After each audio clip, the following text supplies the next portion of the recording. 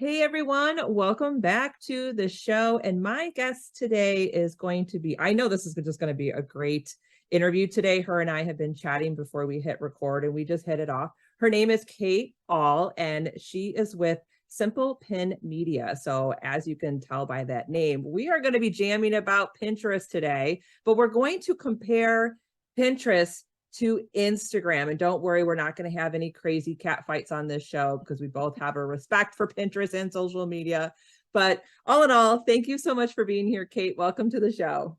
Yeah, thanks so much for having me. I'm really excited to talk about this topic. It's one I'm super passionate about. And like you said, indicator of our conversation before we hit record. I think it'll be just such a great conversation for people to listen in on and decide if Pinterest is the next step for them. Yeah, you know what? Pinterest is one of those. I was just saying before we hit record, it's like my silent coworker working for me in the back end.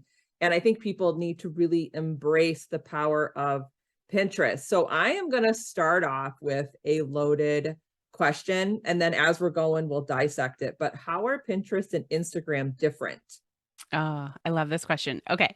So I like to tell people Instagram is like a bar, Pinterest is like a library. You walk into the bar with Instagram, there's a lot of things going on. There's people, you want to follow people, you want to talk to people. You are genuinely interested in knowing about their life, right? So it's very communicative, it's extroverted, and it's loud. Pinterest is where people go to ask questions, to find information. It's very quiet. They're not interested in people talking to them or having engagement. They go thinking, how can this platform serve me? And how can it answer my questions, build my dreams, talk about my future, goals, get information? And so that's how we see them as two totally different platforms. And we put Pinterest in the bucket of YouTube and Google because the intent is the same. And I think that's the biggest difference is how does the user approach the platform? And once you see it that way, it makes it way easier to market to your ideal person. And I love that. That's a perfect description as Instagram as a bar and Pinterest as a library. And my creative brain right now, Kate, is already thinking of a meme for our episode of I how I am know. going. Please do. I've been I using mean, this forever and thought I need to do like a t-shirt or something with this. yeah, I mean, I'm going to do something in Canva, super creative with the bar versus the library. I mean, it's going to be pretty epic. But I Perfect. want to kind of ask some non-traditional questions about Pinterest because I think my audience pretty much knows the basics of Pinterest. They know it is powerful to build their email list. I am constantly saying that. But today, my purpose is to really kind of compare it to what people are doing on Instagram versus what you should be doing on Pinterest. And I don't know if you're seeing this, but I'm seeing a trend on Instagram. People are copying their post URLs from Instagram and sharing them on Pinterest in Yeah. it with the intent to grow their Instagram account. Now, what I see you shaking your head no. I'm assuming you have an opinion on this trend. Do you think it's effective or worth the time and effort? No, I don't think it's effective for several reasons. I'll talk number one about user experience. When you take somebody from app to app, you don't know if they're using Apple or Android or if they use Instagram or if it's taking them to mobile web. So right away, you're going to break that chain because you just don't know what the user is using. Oftentimes, when I click on something, it takes me to the app store to install Instagram, which I already have, which is so annoying. And we have a hard time putting in our name and email. Do you think we're really gonna go to that much effort to get to Instagram? Like, it's kinda ridiculous. The only time I see that repurpose strategy sometimes working is for hairstylists, because hairstylists will post what they've done for a cut with a customer. They'll post that on Instagram or on Pinterest and talk about, like, short bob, mid 50s or whatever, because people are searching on Pinterest, what's the best short women's haircut, right? Now, that's just for inspiration. It's not for customer gain because chances are that person is not in your city or town, right? Like you're Right. not going to be able to hire them. So that's the second part that's problematic. Number three, Instagram users are primed to read. So they see a reel, they see a video, they see an image, and they instantly scroll to the bottom to get context. Now, we also have to remember that on Instagram, people choose to follow somebody because they're saying yes to following along their business journey or their life. So they're ready to read. Whereas on Pinterest, they only look at images, they don't read. So the image has to have context for them with text overlay. It has to be a vertical image. Pinterest will allow a square, but doesn't prefer it. So you really have to be smart with your repurposing content and know that whatever you're repurposing on Pinterest has to answer a question really quickly, like billboard advertising, and has to appeal to a broader audience of people who do not know who you are and they do not care about you. They are very cold. They're not interested in your life. They're interested in their life. So that's why I think that repurposing, sure, it checks the box of what we all want to do, which is repurpose our content effectively, but it's really not effective. It's just checking a box. So I would tell people be very strategic and smart about what you're repurposing and what your goal is. And I think when it comes to Pinterest, would it make more sense to have the goal if someone's going to click on your pin that you really want them to go to the platform you own, Yes. not to a social media account, because that can change because your Pinterest pins live on for a long time. And if you make changes to your social media account, you close your Facebook group for some reason, or you put it on hybrid or whatever the new term is now, or maybe you change your username for Instagram, now they're going to be sent to a dead link. And now you've just lost them. Mm-hmm. Yeah. Okay. 100% go to what you own. You own your website, you have control of it. And if you do decide to change the name of your URL or you have a new domain, what's great is that Pinterest automatically redirects those pins because you set up a formal redirect and it goes to the new site. So you haven't lost all that kind of snowball effect that you've been building up on Pinterest over the years.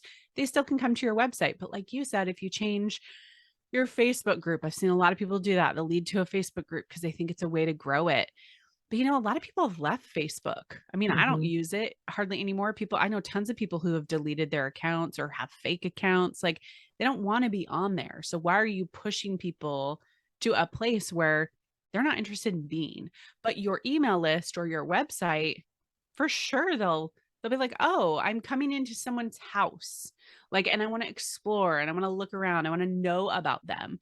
Such a great opportunity to build trust and community. And I think it goes back to your analogy earlier. If you start out at the library, I don't think you want to enter a bar. You're there to learn. You would feel better going into someone's home versus a bar because then it's going to Mhm. seem chaotic. Now, I want to jump to, since we were talking about content, and when it comes to Pinterest, what kind of content should we put our efforts into? Mm. Because that's so easy to say, you need to get on Pinterest, you need to share Yeah. your stuff on Pinterest. But now it's like, okay, you set up your account, you set up your boards, you've written your descriptions, you're in Canva, you're going to put some graphics together, you have your pin dimensions, but let's talk content. Yeah. What really works on Mm. Pinterest? Okay, so number one pillar is going to be a blog post. Now, oftentimes, especially for anybody who is an e-commerce seller, they tend to roll their eyes, groan on the floor, and act like they're dying when I say this. I'm not saying a really long form blog post, but I'm saying that's something that's informative. So people on Pinterest start with a question. So here's an example that I've shared before. We have worked with a company who does grief boxes. So they send these beautiful boxes to people who have had a loss. Well, instead of just putting links to their box, like buy my box, they know that their main user is asking a question: what do I send or do for somebody who's just lost a pet or a parent or a child? They created short form blog posts to give people suggestions. And then one of the suggestions is obviously their product, right? But they would have never gotten this stream of new cold buyers with not answering that question first. So, the type of content that does good and lasts forever on Pinterest is our how to, what to, where to, like those types of questions. And so for us, we use Pinterest to grow our email list too. That's our number one reason. Mhm. So we have a podcast, and then we create a blog post, and then we create pins that lead to that blog post that show there's a podcast, right? And then there's an opt-in on our website where people can get more information. So it's always that really great blog content that's going to win. And we have an agency side, so we've worked with hundreds of clients over the last 8 years. And I will tell you that clients who create at least 1 to 2 pieces of new content per month. Now, if you create more once a week, that is even better. You will grow longer and farther, not always faster, but you will get more amplification out of your Pinterest than somebody who stops creating content. And let's say they just start creating Pinterest images because they're like, well, I have all this back content. I'm just going to create new Pinterest images. And they stop creating anything new. Those decline pretty significantly over time in Pinterest stats because they're not kind of stoking that fire on Pinterest with new blog posts. And so while I know that it's hard for people to write, there's a lot of great AI tools out there right now that can really speed that up. I would highly encourage anybody to have at least 1 to 2 new posts per month. That's really getting out there onto Pinterest, and that will help you succeed long term. So I have a question to piggyback off of that, because I do that too. Every new episode, it's converted or repurposed as a blog post, right? And I always create my images and put it out there. But for someone who is really wanting to build their list, and let's say they have several freebies, Mm-hmm. and I'm noticing this with mine. If I keep creating new images for the new or for the same landing page, it's not as effective. Mm-hmm. So is it more effective to use the podcast episodes, have the blog post, maybe halfway through the blog post or further down, now take that form for that freebie and say, hey, I have a freebie for you that kind of goes hand in hand with the content, and have the sign up on the blog post? Is that more effective to It is building your more list? effective. Yep. Okay. Because you warm people up. So there's 2 ways that we do it too. Because to your point, yeah, you can keep creating so many images, right? But here's what we go back to in analytics is we look at what are the posts, the top 10 that are driving traffic from Pinterest. What are their topics centered on? That's where you need to put your opt-in. So for example, mine is how to clean up Pinterest boards. I posted it in 2017. I talked about spring cleaning your Pinterest boards. To this day, it is my number one pinned post. Like it drives so much traffic to my website. And we update the post every 6 months to make sure it's relevant. And we have a checklist opt-in that we give people. And here's the third layer that's kind of interesting. What we realized after a year of running that was that people who signed up for that were sometimes just regular pinners. They weren't actually business users. So then we went into that first initial email and we said, hey, we know that you might be just a regular pinner and not a business marketer. Go ahead and click to unsubscribe here because we're just going to talk about business and that might not be relevant. But we really wanted to make sure that you got this. But we would have never known had we not looked at the data and saw, oh, this how to clean up Pinterest boards is crushing it. And it comes back up every spring because I said spring cleaning on Pinterest. It's like it resurfaces and gets a lot of traffic again. So then we went to the next one. It was how to upload video to Pinterest. Interesting. So we have there a Pinterest planner opt-in because there's no real opt-in you can do for like how to upload a video. Like we give you all the instructions in there. So once you look at those top 10, we figured out our how-tos crush it every time on Pinterest because that's what people are putting in to learn about Pinterest marketing for their business. So then we went down the list, how to keyword, how to, all these things. So your analytics really tells you the data story of what people like.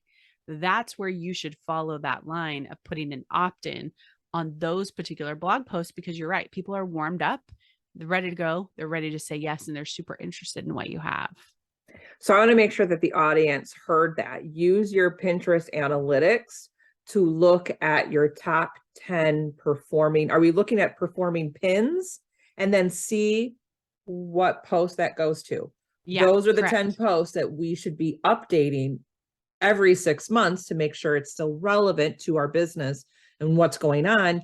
And then make sure that there is an opt-in on that page that alone would probably skyrocket your email list. Just doing that alone. If they do anything today, go look at those top 10 pins, see what URL it's going to, update those URLs, and make sure you have an opt-in on that page that's relevant to the content.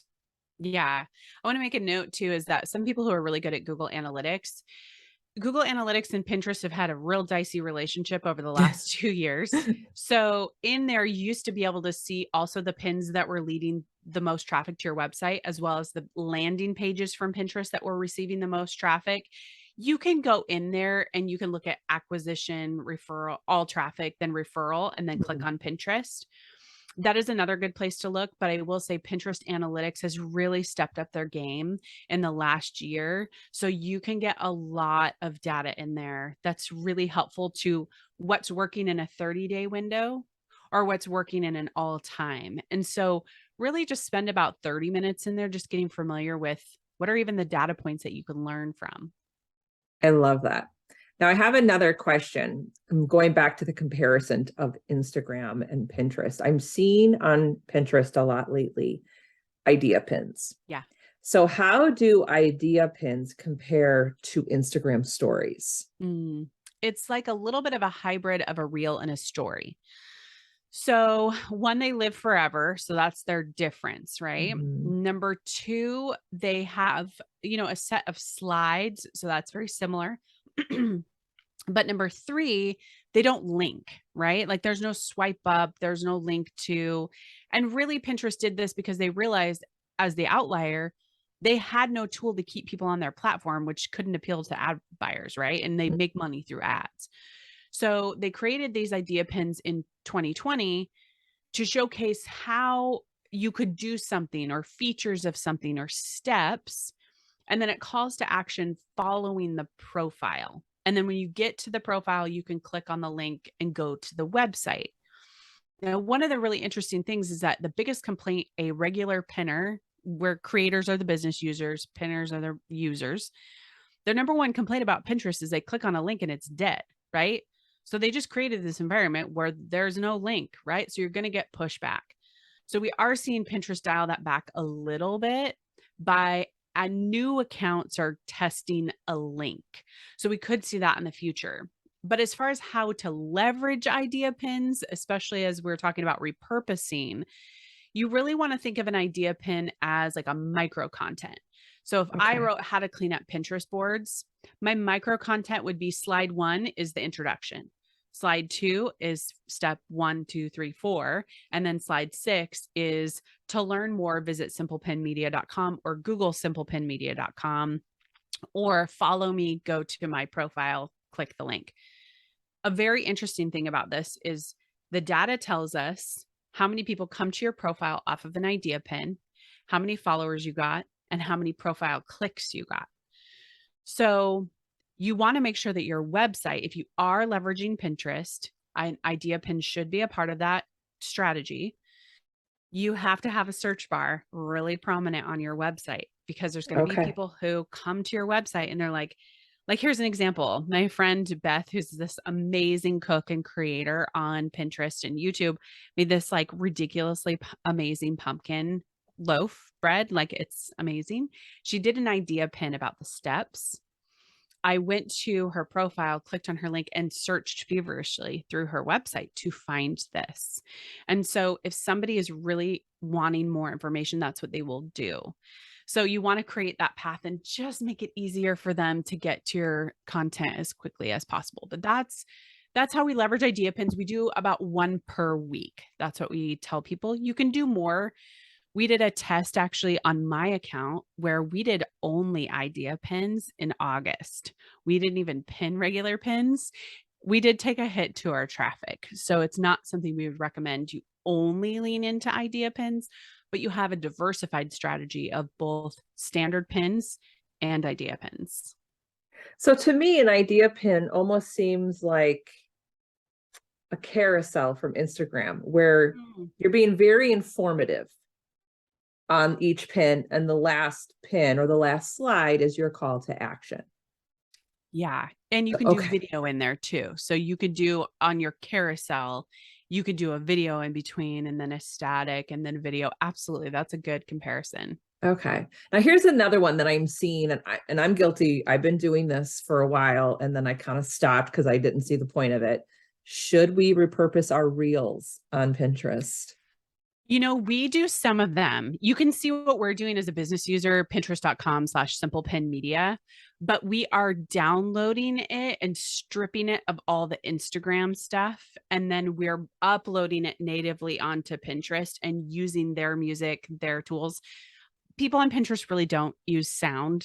Like it feels invasive. Again, it's like the library, like, oh my gosh, it's Mm, loud. So you want to get good about using that text overlay. But here's another thing too for people on Pinterest, which is different than Instagram. Product sellers can both promote digital and physical.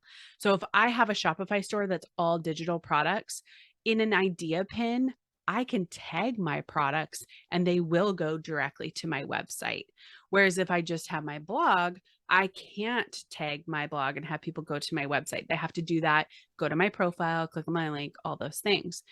So we're setting up our own Shopify store with our digital products so that we can get access to this thing in idea pins of product tagging and showing, like, here's a PDF or here's a planner. Maybe here's the dimensions of it. Click and go get it. Right. okay. So that's the advantage of Pinterest with digital products. Like, we love that they are friendly to it. Now, will that work with WooCommerce as well? Yeah, they have a great integration Oh, with Shopify and WooCommerce, or you can manually upload your catalog and there's a shop tab. You can get it that way. But WooCommerce and Shopify both can apply for verified merchant program, which gives you access to more things within the shop pro integrations that Pinterest has. So there's a lot of things. Pinterest is going very shop friendly, and we are just so thrilled that they are friendly to digital, whereas Instagram is not. that is really cool. And I will be looking into that because I also have a WooCommerce store on my website. So I'm going to have to start thinking about how I can utilize that. I love that. Yep. Now, this is my last question because this is something I'm also guilty of.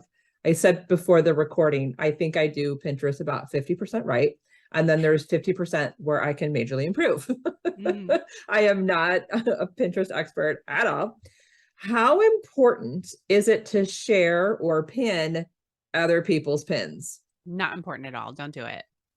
Okay. Yeah.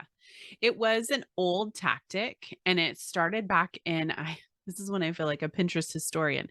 It started back in 2014 when they switched to a smart feed, and there was this little line in a Google Doc that somebody surfaced from Pinterest internal docs that said something about engagement. And the more engagement you got, the higher your pins would be seen. And so people took that to say, like, if my whole profile gets a lot of engagement, then more of my pins will get seen. Now, at the time, it made sense because when I clicked on a pin to the right, I could see a board and I can see all the pins that were on the board. So we did see this actually, because then I would be showcased on the right. I'd get more followers of that board, and then my content would be clicked on. Well, Pinterest removed that, and now you can't even really see what board it's on or who the original pinner was. So the only benefit I've ever seen people talk about is to conflate the monthly viewer number that is on your profile. The monthly viewer number is like a comprehensive number. We don't use it in any of our stats. The only people who should use it or could use it are those who are working with brands. Brands like fluffy numbers, right? Like you and I like Mhm. things like clicks and conversions and saves. And they're like, we just want impressions and to be seen and views, right? So you could technically pin other people's stuff that is popular if you want to conflate that number. As long as you know it has no direct impact on your content. That does not in any way, shape, or form mean that your pins will get more clicks. What it actually will end up meaning is that, let's say you pin all these amazing like nail tutorials or nail polish, right? But you talk about fitness. Those two are not going to translate or fuse together. And Pinterest is going to start to believe that your profile is really centered around beauty and nails. You want the Pinterest algorithm to know you're about fitness and your content is centered around this so that they can show that to people in their smart feed. So again, the only advantage, I wouldn't even recommend it, but if somebody out there wants to try it, you can certainly do it to conflate the monthly viewer number. But if eyes wide open, it's not actually going to benefit you. It just makes you either feel good or brands feel good. Yeah. And you said something earlier in there talking about impressions, saves, and clicks. So when it comes to like you and I, a business owner, yeah, what should we be concerned about when we are using Pinterest? Do we want the saves, the clicks? Yeah. And don't worry about the impression number? Okay, so I would say I'd rate it in three. There's probably four metrics that we pay attention to, especially for our clients. Number one is clicks, because that's direct action, right? Number two is saves, because that means future action is planned. Number three is impressions. However, if I'm on my phone and my eye is on the right column, but your content is on the left column, you still get an impression, but I didn't see your stuff. So what we found, actually, I was running my own numbers with our idea pin test that we did. My traffic went down significantly and my saves went down by like 17% too. But my impressions went up by like 143%. But I look at those numbers and I think the converting data that I want, the future action that I want, that decrease, that's not my goal. So then followers, we do look at that to see how we're growing every month, just in general. But followers are interesting too, because Pinterest has had a weird relationship with calling to action people to follow. And it's like, sometimes they have seasons where they care about it and sometimes they have seasons where they don't. So generally we don't put a lot of emphasis on that unless growing a follower number is really important to you. Again, for working with brands, it's one of the only times we see it. So clicks, saves, impressions, follows. That's kind of the order that we go in. But there are like 9 points of data that Pinterest will give you in there. Click rate, engagement rate, close-up rate. Did somebody click on the pin and look closer? There's a lot of different things that you can search in there, but it's kind of a black hole. Yeah, right. And I feel like we just covered very little today. I feel like Pinterest is big. There's a lot you can do with it, but it's not too scary. So I want to make sure that our listeners are able to connect with you, Kate. So where can they see your work? Yeah, I would say number one, since we're listening to a podcast, go follow Simple Pin Podcast. We have like 300 episodes about Pinterest marketing. And then number two, go to simplepinmedia.com. And there you'll see our articles, our shop, our services. And I would say the last place, which people probably won't remember this, but go to pinterest.com/simplepinmedia just to see examples of how we're leveraging some of the content. And what you'll see is when you open up somebody's profile, what you see is their most recently pinned items between idea pins or regular pins. You'll see all of our idea pins, which will give you some suggestions as to how you can do it. And I think this is not about me, but this is more about, like, for your listeners, an action item would be open up the app on your phone and just spend 30 minutes over there.